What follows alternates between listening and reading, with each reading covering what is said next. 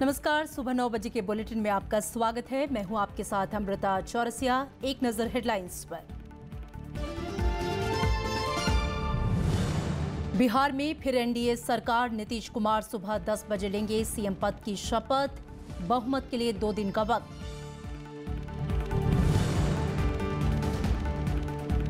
अमित शाह होंगे गुजरात से राज्यसभा सीट के उम्मीदवार। बीजेपी संसदीय बोर्ड का फैसला। मध्य प्रदेश की एक सीट के लिए संपतिया उई के उम्मीदवार।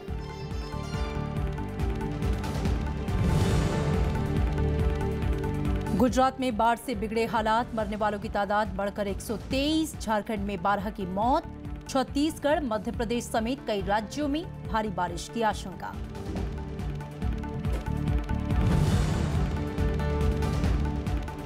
अमेरिकी राष्ट्रपति ट्रंप को झटका। सीनेट में ओबामा केयर खत्म करने वाला बिल नामंजूर।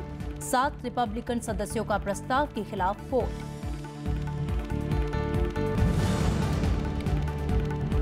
और गोल्ड टेस्ट का दूसरा दिन आज। 3 विकेट पर 399 रन के आगे खेलेगी टीम इंडिया। धवन और पुजारा ने जड़े शानदार शतक।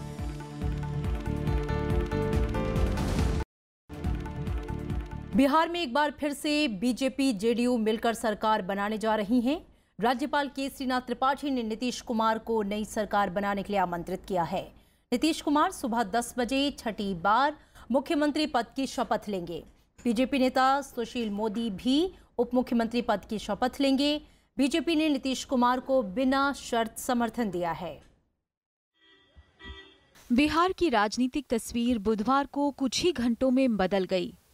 20 महीने पहले आरजेडी और कांग्रेस के साथ महागठबंधन सरकार बनाने वाली जेडीयू ने एक बार फिर से एनडीए के साथ गठबंधन किया है। कल रात नीतीश कुमार ने राज्यपाल केसरीनाथ त्रिपाठी से मुलाकात कर सरकार बनाने का दावा पेश किया। इस दौरान बीजेपी नेता सुशील कुमार मोदी और एनडीए के कई अन्य नेता भी मौजूद थे। इससे पहले कल देर शाम जेडीयू और एनडीए सहयोगी दलों की बैठक हुई। इसमें नीतीश कुमार को विधायक दल का नेता चुना गया। बीजेपी ने जेडीयू को बिना शर्त समर्थन दिया है। 3 निर्दलीय विधायकों ने भी नीतीश कुमार को समर्थन देने की घोषणा की है। राज्यपाल को गठबंधन के 132 विधायकों की सूची सौंपी गई है। राज्यपाल केसरीनाथ त्रिपाठी आज सुबह 10 बजे नीतीश कुमार को एक बार फिर मुख्यमंत्री पद की शपथ दिलाएंगे। इसके बाद मुख्यमंत्री को विधानसभा में 2 दिन में बहुमत भी साबित करना होगा। इस बीच तेजस्वी यादव ने राज्यपाल के फैसले के खिलाफ अदालत का दरवाजा खटखटाने की बात कही है। आरजेडी ने भी सरकार गठन के लिए समय मांगा है।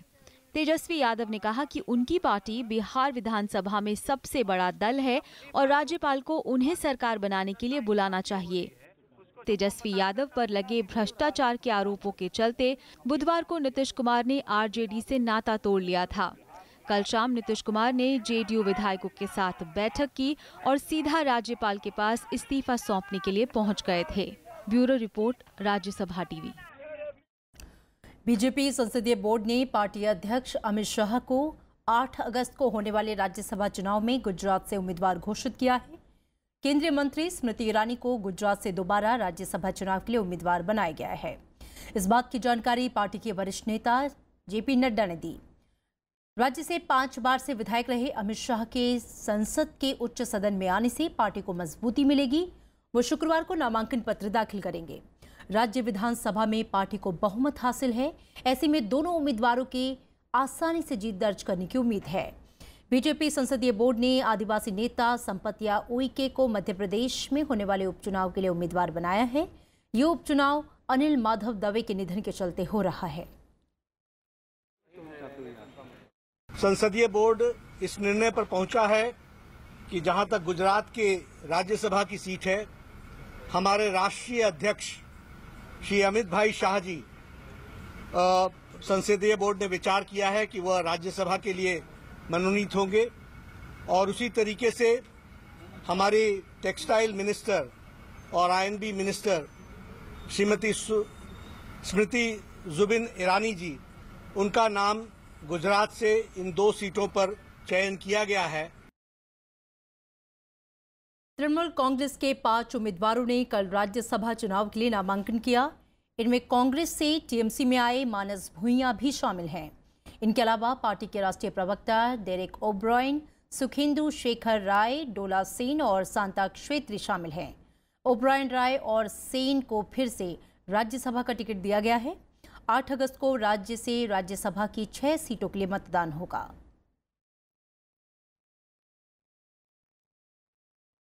सरकार ने किसानों की बेहतरी के लिए हर मुमकिन कदम उठाने का भरोसा दिलाया है। राज्यसभा में कल कृषि चर्चा का जवाब देते हुए कृषि मंत्री राधामोहन सिंह ने कहा कि सिर्फ न्यूनतम समर्थन मूल्य बढ़ाने से ही किसानों का भला नहीं होगा। चर्चा पर जवाब देते हुए कृषि मंत्री राधामोहन सिंह ने सरकार की ओर से खेती और किसानों की बेहतरी के लिए उठाए गए कदमों का विस्तार से जिक्र किया। कृषि मंत्री ने सदन को आश्वस्त किया कि सरकार की ओर से किसानों के लिए कर्ज और आपदा की सूरत में आर्थिक मदद के लिए कई कदम उठाए गए हैं। 63,000 पैक्सों को कंप्यूटरीकृत करने के लिए 2,000 करोड़ रुपए की सरकार ने प्रावधान किया है कि सभी पैक्सों का कंप्यूटरीकरण किया जाए, जिससे टेक्नोलॉजी की मदद से विकास को भी गति मिलेगी और पारदर्शी तरीके से शीघ्र निर्णय हो पाएंगे और उनको ऋण मिल पाएगा। कि मोदी सरकार के पहले 5 वर्षों का जो कुल आवंटन था राज्यों के लिए वो था 33,580 करोड़। मोदी सरकार बनने के तुरंत बाद उसको बढ़ाकर किया गया अगले 5 वर्षों का आवंटन 61,260 करोड़। हालांकि उन्होंने किसानों की कर्ज माफी से इनकार किया। विपक्षी सांसद उनकी बात से संतुष्ट नहीं हुए और विरोध में सदन से वॉकआउट किया। इतनी आपने राशि दे दी है, उसके बावजूद भी पूरे देश में किसानों में असंतोष फैला हुआ है और आत्महत्याएं हो रही हैं। बाबू साहब, हम आपसे निवेदन करना चाहते हैं कि ये सारी जो आंकड़े आपने दिए हैं सब तो उपलब्ध है हम लोगों के सामने, जो योजना है वो उपलब्ध है सामने। किसानों से आप बात कर लीजिए और वहां पर पता लगा लीजिए आपकी ना मिनिमम सपोर्ट प्राइस ऑपरेशन में कहीं खरीद हो रही है, ना दलहन की खरीद हो रही है, ना तिलहन की खरीद हो रही है। आपके कर्तव्य का परिणाम भी तो दिए हैं वे केवल कागजी है। महोदय, हम लोग असंतोष में यहाँ से वॉकआउट करते हैं। कृषि संकट पर सदन में चर्चा की शुरुआत मंगलवार को हुई थी। सरकार के मुताबिक फसल बीमा योजना पूरी तरह से सफल रही है और आने वाले दिनों में देश दलहन और तिलहन के मामले में आत्मनिर्भर बन जाएगा। विशाल दहिया, राज्यसभा टीवी। राज्यसभा में कल भोजनावकाश से पहले नेता सदन अरुण जेटली के बयान को लेकर गतिरोध देखने को मिला। विपक्ष ने नेता सदन के बयान को कार्यवाही से हटाने की मांग की। इस पर सभापति ने कहा कि रिकॉर्ड देखने के बाद ही कोई कदम उठाएंगे। What the deputy chairman has already said, I reiterate, he will examine the record. Chair ने सबकी बात सुन ली, सबके सुझाव सुन लिए। अब let the chair do its own work. Iraq में लापता 39 भारतीयों के मुद्दे पर बुधवार को लोकसभा में विदेश मंत्री सुषमा स्वराज ने बयान दिया। उन्होंने कहा कि सरकार का लापता लोगों से सीधा संपर्क नहीं है, साथ ही उनके जिंदा होने और मारे जाने की सूचना भी नहीं है, लेकिन सरकार ठोस सबूत मिलने तक उनकी तलाश जारी रखेगी। उन्होंने संसद को गुमराह करने के आरोप को भी खारिज किया। अब मैं यहाँ आपसे कहना चाहती हूं, विदेश मंत्री सुषमा स्वराज ने बुधवार को लोकसभा में बताया कि मोसुल में गायब 39 भारतीयों के मारे जाने या जिंदा होने की उनके पास कोई सूचना नहीं है। जब तक कोई ठोस सबूत नहीं मिल जाता, सरकार मोसुल में भारतीयों की खोज जारी रखेगी। बिना ठोस सबूत के किसी को मरा हुआ घोषित करना पाप है और ये पाप मैं कभी नहीं करूंगी। तो हम लोग इसमें जो आगे बढ़ रहे थे वो यही सोचकर बढ़ रहे थे कि हमारी जिम्मेदारी या तो ठोस सबूत के साथ मारे जाने का मिल जाए तो वो बता दें और जिंदा होने का मिल जाए तो वो बता दें। विदेश मंत्री ने कहा कि वो इराक समेत दूसरे देशों के साथ लगातार संपर्क में हैं। इराक सरकार ने लापता भारतीयों का पता लगाने में पूरी मदद का भरोसा दिलाया है। विपक्ष के संसद को गुमराह करने के आरोप को सुषमा स्वराज ने खारिज किया। सुषमा ने कहा कि उन्होंने लापता भारतीयों के बारे में संसद को कोई गलत जानकारी नहीं दी। देखिए, अगर मैं मरा हुआ घोषित कर दूं तो मेरे लिए तो आसान है, ना ये लोग सवाल पूछेंगे ना परिवारजन मेरे पास आएंगे। मैं आपसे ये कह रही हूँ कि जो मिसिंग नहीं है और बिलीव्ड टू बी किल्ड हैं, उनके लिए भी सरकारों की ये जिम्मेदारी है कि उनकी फाइल तब तक बंद ना की जाए जब तक उनके मारे जाने का कोई सबूत नहीं मिल जाए। 3 साल पहले इराक के मोसुल से भारतीयों को आतंकी संगठन आईएस ने किडनैप किया था। अब मोसुल को आईएस के कब्जे से छुड़ाया जा चुका है। इससे लापता 39 भारतीयों के खबर मिलने की उम्मीद बढ़ी है। रविंद्र सिंह शोरान के साथ प्रणव गोस्वामी, राज्यसभा टीवी। लोकसभा में कल भी अवरोध जारी रहा। कांग्रेस समेत कई दलों ने 6 सांसदों का निलंबन रद्द करने के साथ कृषि संकट और गौरक्षकों का मामला उठाया। अवरोध के बीच ही प्रश्नकाल चला। शून्यकाल के दौरान कार्यवाही 2 बार स्थगित करनी पड़ी। गतिरोध के बीच आईआईआईटी संशोधन बिल चर्चा कर पारित किया गया।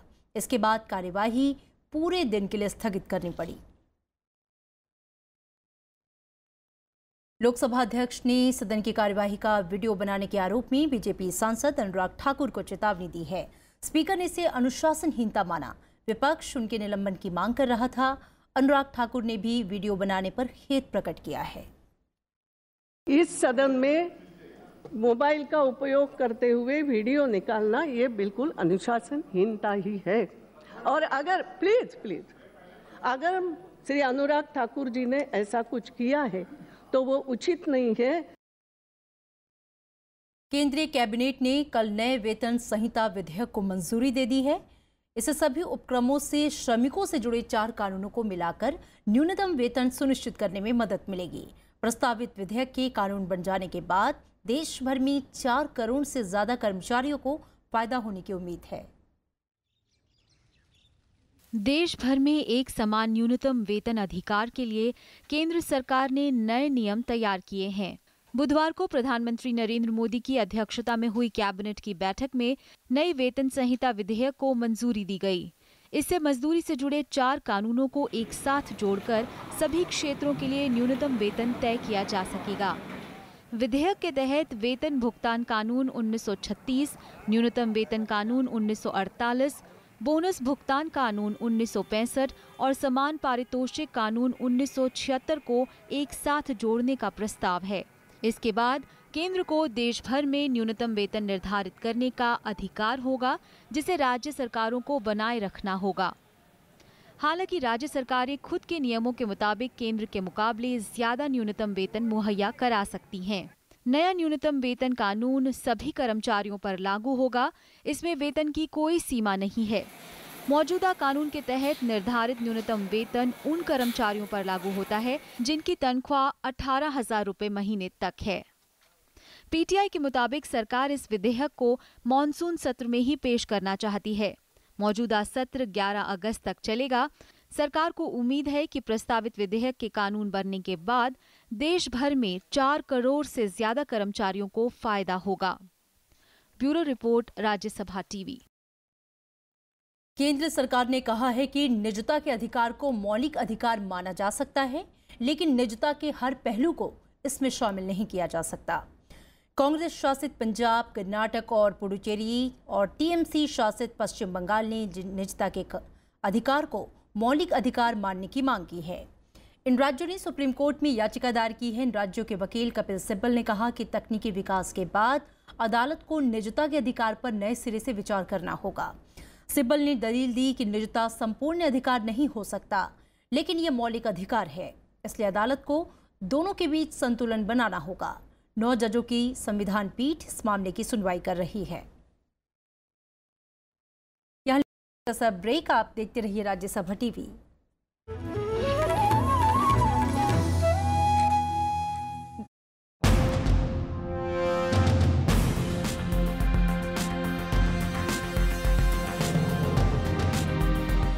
जब गुलाम थे तो वंदे मातरम गाते थे तो जेल में फेंका जाता था।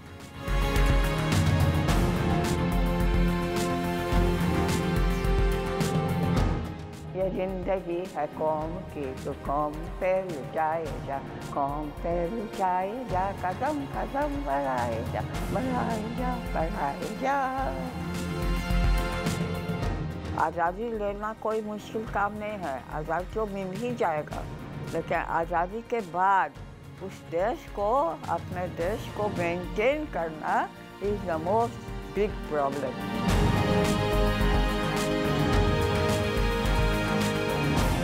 सिर्फ राज्यसभा टीवी पर।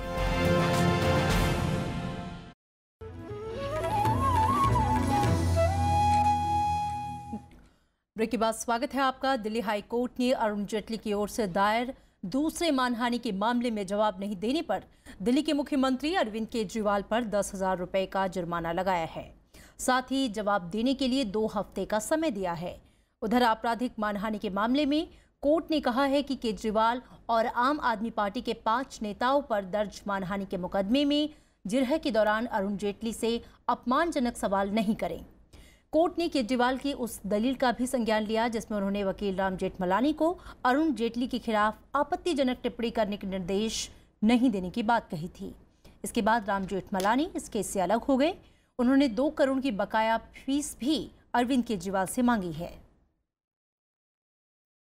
But the reason behind it is that he has spoken a lie. And he has gone and said that I have not given any instructions. Instructions of he has given me instructions. I have recorded it. अलगाववादी नेता शब्बीर शाह को दिल्ली की एक अदालत ने कल 6 दिन के लिए प्रवर्तन निदेशालय की कस्टडी में भेज दिया। उन्हें मंगलवार रात श्रीनगर से गिरफ्तार किया गया। शाह पर आतंकियों को धन मुहैया कराने के लिए मनी लॉन्ड्रिंग का आरोप है। उनके खिलाफ और गैर जमानती वारंट जारी किया गया है। इससे पहले एनआईए ने आतंकी फंडिंग मामले में 7 अलगाववादी नेताओं को गिरफ्तार किया था। ये सभी 10 दिन के लिए एनआईए की हिरासत में हैं। देश के कई राज्य बाढ़ की मार झेल रहे हैं। गुजरात में भारी बारिश से हालात बिगड़ते जा रहे हैं। बनासकांठा जिले में बाढ़ की चपेट में आने से कल 29 से ज्यादा लोगों की मौत हो गई। उधर झारखंड में 12 लोगों की जान गई। इस बीच असम में कुछ सुधार हुआ है। मौसम विभाग ने आज भी भारी बारिश की आशंका जाहिर की है। गुजरात के लोग भारी बारिश के चलते आई बाढ़ से बेहाल हैं। खराब मौसम के बावजूद राहत और बचाव का काम तेजी से चलाया जा रहा है। एनडीआरएफ की 18 टीमों और एसडीआरएफ की 11 कंपनियों के साथ ही सेना और वायुसेना को भी लगाया गया है। सबसे ज़्यादा खराब हालत बनासकांठा और पाटन जिले की है। बनासकांठा जिले में बुधवार को एक ही परिवार के 14 लोगों समेत 29 लोगों की बाढ़ की चपेट में आने से मौत हो गई। इसी के साथ मानसून सीजन में राज्य में मरने वालों की तादाद बढ़कर 123 हो गई है। गुजरात सरकार ने मृतकों के परिजनों के लिए केंद्र की ओर से घोषित 2 लाख रुपए के मुआवजे के अलावा 4 लाख रुपए मुआवजा देने का ऐलान किया है। जहाँ पर भी ये पानी लो लाइन एरिया में कहीं पर भी जमा हुआ था तो जो कंप्लेंट्स वगैरह कुछ मिली थी तो उसके ऊपर जो लोकल एडमिनिस्ट्रेशन है और इवन स्टेट गवर्नमेंट है वो जो भी सहायता प्रदान कर सकती है वो अभी कर रही है। भारी बारिश से गुजरात में यातायात बुरा असर पड़ा है। 5 राष्ट्रीय राजमार्ग, 153 राज्य राजमार्ग, 674 अंदरूनी रास्ते अब भी बंद हैं। प्रधानमंत्री नरेंद्र मोदी ने गुजरात के बीजेपी सांसदों से बाढ़ग्रस्त क्षेत्रों में लोगों की मदद करने को कहा है। हालांकि राजस्थान में स्थिति कुछ सुधरी है। सेना ने दक्षिण पश्चिमी और दक्षिण पूर्वी राजस्थान में 27 लोगों को बचाया है। उधर उत्तरी ओडिशा में भी हालात बेहतर हुए हैं। राज्य के मुख्यमंत्री नवीन पटनायक ने 3 वरिष्ठ अधिकारियों को पीड़ित इलाकों का दौरा कर रिपोर्ट देने को कहा है। मौसम विभाग ने आज छत्तीसगढ़, झारखंड, मध्य प्रदेश, ओडिशा और उत्तर प्रदेश के कई इलाकों में भारी बारिश की चेतावनी दी है। Bureau report, Rajya Sabha TV. Bharat चीन सीमा विवाद के बीच एनएसए अजित डोभाल चीन की राजधानी बीजिंग पहुंच गए हैं। वो यहां पर ब्रिक्स देशों के शीर्ष सुरक्षा अधिकारियों की बैठक में शामिल होंगे। आज से शुरू हो रही ये बैठक कल तक चलेगी। अजित डोभाल ब्रिक्स देशों के एनएसए के समूह के साथ चीन के राष्ट्रपति शी जिनपिंग से मुलाकात करेंगे। इससे पहले वो अलग से अपने चीन के समकक्ष यांग जेईची से दोनों देशों के बीच जारी विवाद के निपटारे के लिए बातचीत कर सकते हैं। भारत और चीन के बीच बीते 1 महीने से सिक्किम सेक्टर के डोकाला में खींचतान चल रही है। इस बीच चीन की ओर से बयान आया है कि जब तक भारत सिक्किम के डोकाला से बिना शर्त सेना नहीं हटाता तब तक बातचीत मुमकिन नहीं है। अमेरिकी राष्ट्रपति डोनाल्ड ट्रंप की ओबामा केयर को खत्म करने की कोशिश एक बार फिर से नाकाम हो गई है। अमेरिकी सीनेट के सदस्यों ने स्वास्थ्य बिल को रद्द करने के प्रस्ताव को बहुमत नहीं दिया। ये प्रस्ताव डोनाल्ड ट्रंप के चुनावी मुद्दों में अहम रहा था। अमेरिका सीनेट ने राष्ट्रपति डोनाल्ड ट्रंप को झटका देते हुए ओबामा केयर नाम से मशहूर स्वास्थ्य बिल को रद्द करने से इनकार कर दिया है। इसके लिए सीनेट में एक प्रस्ताव लाया गया था, जिस पर मंगलवार को चर्चा शुरू हुई थी। I'm trying to give an exit ramp to everybody in the individual market to get the hell out of the individual market, because the individual market is a terrible place to be. Senate में Republican party के पास 52 सदस्य हैं, जबकि विपक्षी दल Democrat के 48 सदस्य हैं। बुधवार को रिपब्लिकन सदस्यों के बहुमत वाले सीनेट में स्वास्थ्य बिल को रद्द करने से जुड़े विधेयक को 45 वोट मिले, जबकि इसे बरकरार रखने के लिए 55 सदस्यों ने वोट डाला। डेमोक्रेट के साथ साथ रिपब्लिकन सदस्यों ने भी प्रस्ताव के खिलाफ वोट किया। The Republicans seem to think they can wear us down. That they can keep us here until we get too tired or we give up or just give in. But boy, that's where they're wrong. They don't have a clue what they're up against. इस bill को America के पूर्व राष्ट्रपति Barack Obama के कार्यकाल में मंजूरी दी गई थी। ओबामा केयर को खत्म करना डोनाल्ड ट्रंप के चुनाव अभियान के महत्वपूर्ण मुद्दों में एक था। डोनाल्ड ट्रंप लगातार इस बिल की आलोचना करते रहे हैं।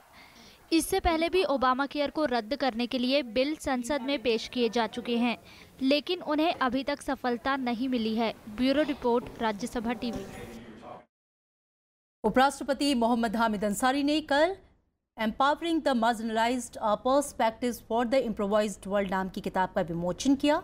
उपराष्ट्रपति ने कहा कि सामाजिक अंतर दूर करने के लिए नागरिक समाज को और सशक्त और लचीला रवैया अपनाना होगा। उपराष्ट्रपति ने समावेशी विकास पर भी जोर दिया कि किताब दीपक द्विवेदी ने लिखी है। विमोचन के मौके पर जम्मू कश्मीर के पूर्व मुख्यमंत्री फारूक अब्दुल्ला, कांग्रेस नेता दिग्विजय सिंह के अलावा कई गणमान्य हस्तियां मौजूद थीं। Development is a very fashionable word. It has been used again and again, but development without inclusive development is a partial, one-sided, distorted exercise. And in order to move beyond one-sidedness, it has to include in its ambit those who are not in the ambit. खेल की खबर। भारत और श्रीलंका के बीच 3 cricket test मैचों की श्रृंखला के शुरुआती मैच में शिखर धवन के धुआंधार 190 रन की बदौलत भारत मजबूत स्थिति में पहुंच गया है। कल पहले दिन का खेल खत्म होने तक भारत ने पहली पारी में 3 विकेट पर 399 रन बनाए। चेतेश्वर पुजारा 144 और अजिंक्य रहाणे 39 रन बनाकर क्रीज पर थे। चेतेश्वर पुजारा अपने 12वें शतक के साथ नाबाद हैं और आज अजिंक्य रहाणे के साथ आगे खेलना शुरू करेंगे।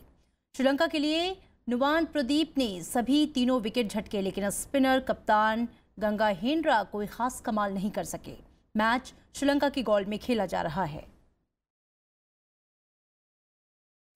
राज्यसभा टीवी की फिल्म राग देश की स्टार कास्ट कल नोएडा के मारवा स्टूडियो पहुंची। इस दौरान छात्रों ने फिल्म के सितारों से बातचीत की और राग देश फिल्म के बारे में सवाल जवाब किए। राग देश के सितारे कुणाल कपूर और मोहित मारवा बुधवार को नोएडा में मारवा स्टूडियो में छात्रों के बीच पहुंचे। अभिनेताओं ने युवाओं के सवालों के जवाब दिए और अपने अनुभव भी साझा किए। फिल्म में एक अहम भूमिका निभा रही राज्यसभा टीवी की वरिष्ठ पत्रकार अमृता राय ने भी फिल्म की खासियत के बारे में बताया। सुभाष चंद्र बोस का मकसद क्या था और एक माँ जो अपने बेटे के प्रति भी प्रेम रखती है लेकिन उसका देश के प्रति जिम्मेदारी भी नहीं भूलती है, उसको हमने उस रोल में डालने की कोशिश की, उस दौर को समझने की कोशिश की एक फिल्म के जरिए। What I found really fascinating when I read the script, and this is something that really stayed with me, is that the army was actually funded by commoners. A lot of the money that came in from commoners. I was kind of shocked when I heard the script for the first time because such an important part of our history, such an important part of India's independence, and there was no mention in our textbook. मैंने अपने दोस्तों से पूछा, किसी को पता ही नहीं है, मतलब लोग सुभाष चंद्र बोस नेताजी को जानते हैं, लोग इंडियन नेशनल आर्मी का शायद नाम जानते हैं, पर लोग उनकी डिटेल नहीं जानते। कार्यक्रम में फिल्म के निर्माता और राज्यसभा टीवी के सीईओ गुरदीप सिंह सप्पल भी मौजूद रहे। उन्होंने बताया कि ये फिल्म बाकी फिल्मों से कई मायने में अलग है, साथ ही ऐतिहासिक तथ्यों से भी छेड़छाड़ नहीं की गई है। हर फिल्म के शुरू में आप देखते हैं ये सभी पात्र काल्पनिक हैं, सच्ची घटना से इसका कोई लेना देना नहीं है। हमारी फिल्म में उल्टा लिखा है, हर पात्र सच्चा है, हर घटना तथ्य पे आधारित है और ये केवल और केवल सच है। ये किसी फिल्म में नहीं होता और ये हिम्मत सिर्फ रागदेश ने की है। राज्यसभा टीवी के बैनर तले बनी फिल्म रागदेश आजाद हिंद फौज और रेड फोर्ट ट्रायल पर आधारित है। फिल्म का निर्देशन मशहूर निर्देशक तिग्मांशु धूलिया ने किया है। दर्शकों को नेताजी सुभाष चंद्र बोस और आजाद हिंद फौज के अनछुए पहलू इस फिल्म में देखने को मिलेंगे। ये फिल्म 28 जुलाई को सिनेमा घरों में रिलीज होगी। नव विक्रम सिंह, राज्यसभा टीवी। राज्यसभा टीवी की आने वाली फिल्म रागदेश फिल्म की टीम कल राजस्थान में थी। फिल्म के सदस्यों ने बुधवार को बॉर्डर की रखवाली कर रहे जवानों से मुलाकात की और उनके साथ वक्त बिताया। इस दौरान टीम ने जवानों के कई सवालों के जवाब भी दिए। आज मुंबई में रागदेश के प्रीमियम का आयोजन होगा।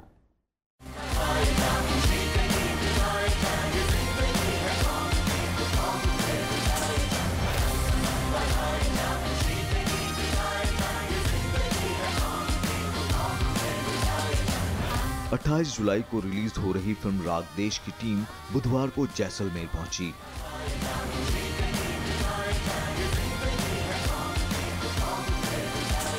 कारगिल विजय दिवस के मौके पर फिल्म के कलाकारों ने सीमा पर तैनात बीएसएफ जवानों की हौसला अफजाई की। I'm really happy to be a part of this. I play the role of Captain Dr. Lakshmi Sehgal. She's a doctor. She was a captain. I'm really happy to be playing the role.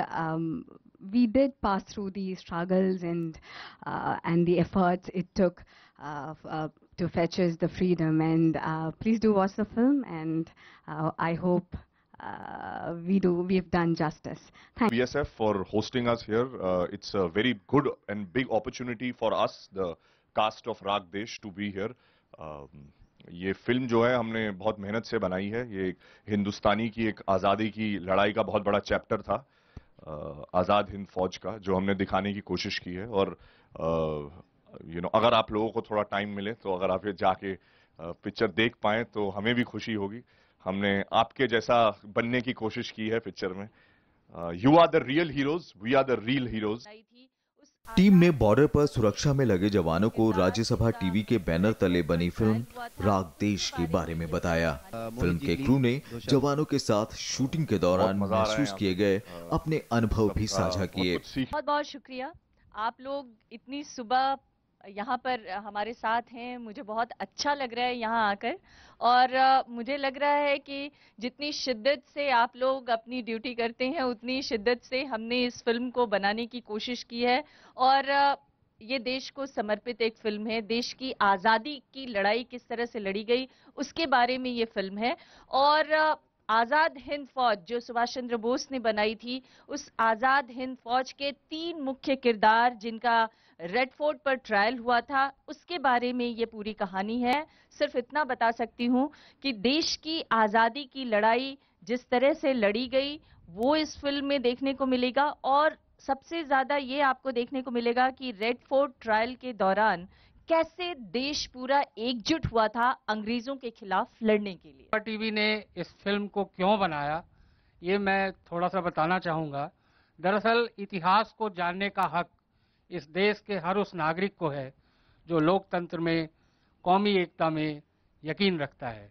और ये film लोकतंत्र को मजबूत बनाने वाली है। कौमी एकता जो आज़ादी के ज़माने में और आज़ादी की लड़ाई के दौरान जो दिखाई दी थी देश में, उसकी कहानी को बयां करती है। रागदेश धुन गा रही है पवन। फिल्म की टीम ने रेगिस्तान के जहाज कहे जाने वाले ऊंट की सवारी भी की। मुंबई में आज शाम 6 बजे फिल्म के लिए खास प्रीमियर का आयोजन किया जाएगा। इस मौके पर बॉलीवुड की कई हस्तियां जुटेंगी। कल ये फिल्म देश भर के 1000 से ज्यादा सिनेमा घरों में रिलीज होगी। Bureau report, Rajya Sabha TV. पूर्व राष्ट्रपति डॉक्टर एपीजे अब्दुल कलाम की आज पुण्यतिथि है। वो 2002 से 2007 तक राष्ट्रपति रहे। उनकी अगुवाई में भारत को मिसाइल तकनीक के क्षेत्र में कई उपलब्धियां हासिल हुईं। इस वजह से उन्हें मिसाइल मैन भी कहा जाता है। देश के अंतरिक्ष कार्यक्रम और मिसाइल विकास में अब्दुल कलाम का खास योगदान रहा है। कलाम ने देश के सैनिक अनुसंधान कार्यक्रमों में काफी अहम भूमिका निभाई।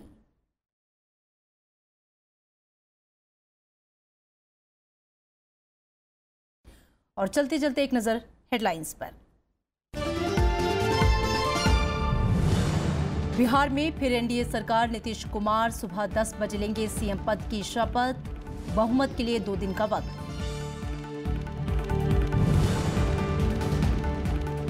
अमित शाह होंगे गुजरात से राज्यसभा सीट के उम्मीदवार, बीजेपी संसदीय बोर्ड का फैसला, देश की 1 सीट के लिए संपतिया उई के उम्मीदवार।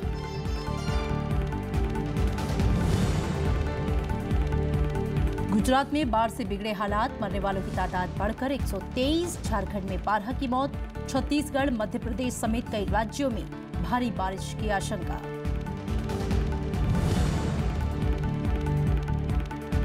अमेरिकी राष्ट्रपति ट्रंप को झटका, सीनेट में ओबामा केयर खत्म करने वाला बिल नामंजूर, 7 रिपब्लिकन सदस्यों का प्रस्ताव के खिलाफ वोट।